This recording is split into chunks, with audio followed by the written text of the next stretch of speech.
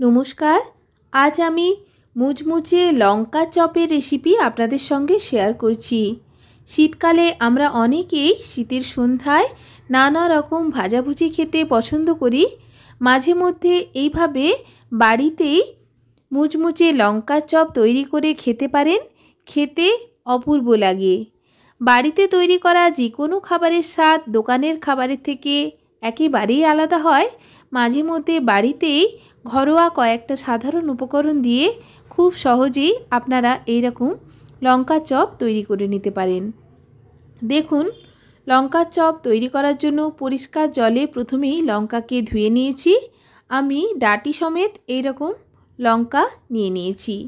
এরপর ছুরি দিয়ে লঙ্কার এক সাইডে এইভাবে আমি একটু কেটে নিচ্ছি। মাঝের অংশটা একটু কেটে আমি লঙ্কার ভেতরে যে বীজ অংশটা থাকে সেটা বের করে নিচ্ছি। এই বীজ অংশটা বের করে দিলে লঙ্কার যে ঝাল ভাব আছে সেটা কিন্তু একেবারেই চলে যায়। দেখুন, হাতে করে সমস্ত বীজ আমি বের করে ভেতরে নিয়ে নিয়েছি। আপনারা চাইলে জল দিয়েও ধুয়ে পরিষ্কার করে নিতে পারেন। আমি এইভাবে ছুরি দিয়ে ভেতরের অংশ বের করে তারপর হাত দিয়ে পরিষ্কার করে নিয়েছি। এইভাবে সমস্ত লঙ্কার বীজ আমি কেটে পরিষ্কার করে প্রথমে নিচ্ছি। এরপর আমি একটা ব্যাটার তৈরি করে নেব। 1 কাপ মতো বেসন নিয়ে নিচ্ছি। 1/4 কাপ চালের গুঁড়ো নিচ্ছি।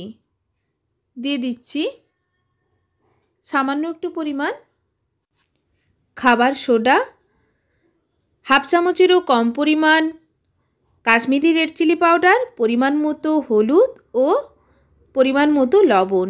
সমস্ত শুকনো উপকরণ একটা হ্যান্ড হুইস্কার দিয়ে ভালো করে মিক্স করে নিচ্ছি। এরপর অল্প অল্প করে জল অ্যাড করে আমি একটা ব্যাটার তৈরি করে নেব। খুব বেশি পাতলা ব্যাটার তৈরি করলে লঙ্কার চপ ভালো হবে না। ব্যাটারটা একটু ঘন করেই তৈরি করতে হবে। এইভাবে অল্প অল্প করে জল অ্যাড করে একটা ঘন ব্যাটার আমি তৈরি করে রেখে দেব। দেখুন, ব্যাটারটা ঠিক এই রকম ঘনত্বের তৈরি করে নিতে হবে। দেখেই বুঝতে পারছেন। এরপর কড়াইতে পরিমাণ মতো সর্ষের তেল অ্যাড করে 1/2 চামচ মতো গোটা জিরে ফোড়ন দিয়ে 1/2 চামচের একটু বেশি পরিমাণ মিহি করে কেটে রাখা রসুন কুচি, 1/2 চামচ মতো আদার কুচি অ্যাড করে ভালো করে ভেজে নিচ্ছি। এরপর দিয়ে দিচ্ছি মিডিয়াম সাইজের কেটে রাখা পেঁয়াজ ভালো করে নাড়াচাড়া করে অ্যাড করে দিচ্ছি পেঁয়াজের ওপর পরিমাণ মতো লবণ অ্যাড করে পেঁয়াজকে ভালো করে ভেজে নিয়ে অ্যাড করে দেব সামান্য একটু পরিমাণ গোলমরিচ গুঁড়ো, অ্যাড করছি সামান্য একটু পরিমাণ কাশ্মীরি রেড চিলি পাউডার ও সামান্য একটু পরিমাণ চাট মশলা। কালারের জন্য Kashmiri red chilli powder add করেছি। একটু চটপটা তৈরি করার জন্য চাট মশলা ব্যবহার করেছি। দেখুন, ভালো করে মশলা নাড়াচাড়া করে অ্যাড করে দিচ্ছি ম্যাশ করা আলু আগে থেকেই সেদ্ধ করে আমি ম্যাশ করে অ্যাড করছি। দেখুন, আলুকেও মশলার সঙ্গে ভালো করে মিক্সড করে মিনিট 3 সময় ধরে গ্যাসের ফ্লেম মিডিয়ামে রেখে এইভাবে বারে বারে নাড়াচাড়া করে নিচ্ছি।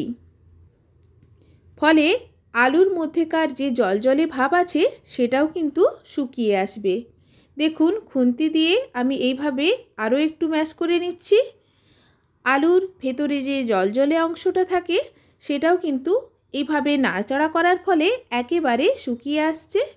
অ্যাড করে দিচ্ছি কেটে রাখা ফ্রেশ ধনেপাতা, ভালো করে ধনেপাতাকেও মিক্স করে নিচ্ছি। এরপর প্লেটে আমি এই আলুর পুরকে ঠান্ডা করার জন্য নিয়ে নেব। এই আলুর পুর আমি লঙ্কার মধ্যেকার মাঝের অংশে ব্যবহার করব। দেখুন, চামচে করে একটু আলুর পুর তুলে আমি চামচ ও হাত দিয়ে একটু প্রেস করে আমি লঙ্কার মধ্যেকার যে মাঝের অংশ আমি আগে থেকে কেটে নিয়েছিলাম, সেই মাঝের অংশে আমি আলুর পুরটা ভরে নিচ্ছি। এইভাবে সবগুলো লঙ্কার মধ্যে আলুর পুর ভরে প্লেটে নিয়ে নিচ্ছি। দেখেই বুঝতে পারছেন, এইভাবে আলুর পুরকে লঙ্কার মধ্যেকার মাঝের অংশে ভরে দিতে হবে। দেখুন, সমস্ত লঙ্কার মধ্যে আমি আলুর পুর ভরে নিয়েছি। এরপর লঙ্কার ডাঁটের দিকের অংশ হাতে করে ধরে ব্যাটারের মধ্যে ডুবিয়ে তেলে ভেজে নিতে হবে। দেখুন, ব্যাটারে ডোবানোর ফলে লঙ্কার মধ্যে ওপর একটা সুন্দর কোটিং হয়ে গেছে। এরপর তেল গরম হলে গ্যাসের ফ্লেম মিডিয়াম টু লোতে রেখে আমি সমস্ত লঙ্কার চপ একে একে ভেজে নেব। এক সাইড ভালো করে ভাজা হয়ে গেলে অপর সাইড ভাজার জন্য উল্টে দিয়েছি।